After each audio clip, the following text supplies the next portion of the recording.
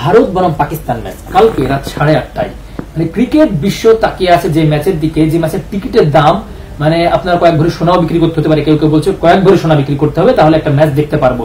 তার মানে সেই ম্যাচের ডিমান্ড কোন পর্যায়ে চলে গেছে।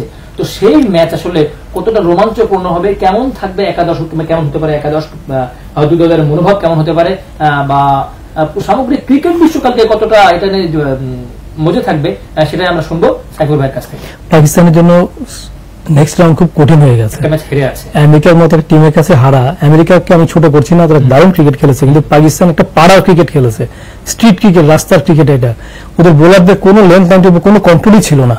পাকিস্তান কিন্তু নর্মালি ম্যাচটা যখন 12 রান ছিল, হারিস রফ যখন লাস্ট ওভারটা করেছে সুপার ওভারের আগে, ওই 12 রান ওর মতো বোলার যদি ডিফেন্ড করতে না পারে আমেরিকার মতো টিমের সাথে, তো কোন লেভেলেরই বলি না। পাকিস্তান কিন্তু লাস্ট ওয়ার্ল্ড কাপে runners up team, T20 world কাপে রানার্স আপ টিম। তো ওই টিম, ওই মানে টিম যদি এইরকম পারফর্ম করে বিশ্বকাপের মতো আসরে, এবং আমার কাছে খারাপ লেগেছে যে গ্যারি কাস্টেনকে তারা কোচ হিসেবে নিয়ে গেছে, এবং এই গ্যারি কাস্টেন কিন্তু ইন্ডিয়াকে ওয়ার্ল্ড কাপ জিতিয়ে আসছে। ইন্ডিয়া কিন্তু অনেকবার ওয়ার্ল্ড কাপে হোস্ট ছিল, কিন্তু দেশের মাটিতে কিন্তু জিততে পারেনি।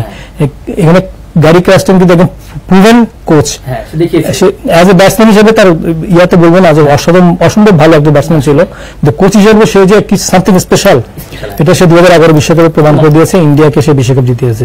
ওই কোচকে পাকিস্তান অনেক বড় অঙ্কের বেতন দিয়ে নিয়ে গেছে। আমার কাছে খারাপ লেগেছে, হচ্ছে অসহায় ছিল যে একটা টিম, পাকিস্তানের মতো টিম এবার পারফর্ম করতে পারে, এটা ভাবাই কঠিন।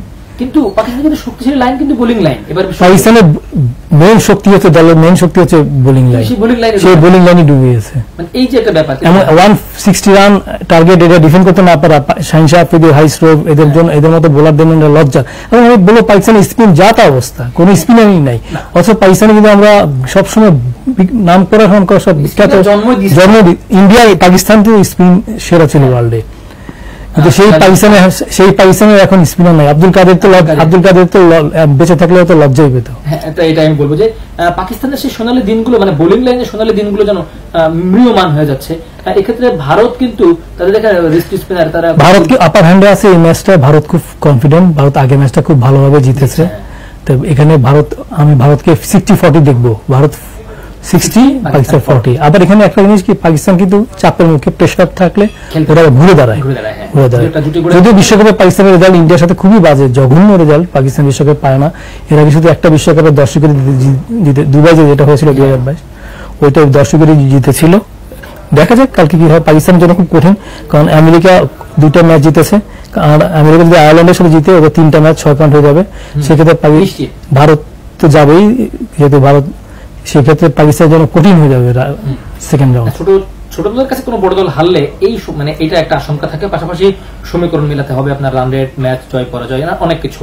কারণ আসলে 3টা করে ম্যাচ, এই 4টা করে ম্যাচ, যেহেতু অনেক সমীকরণ আছে, সবগুলো দলে 3টা করে ম্যাচ শেষ হইলে বহু সমীকরণ আমাদের বসতে হবে।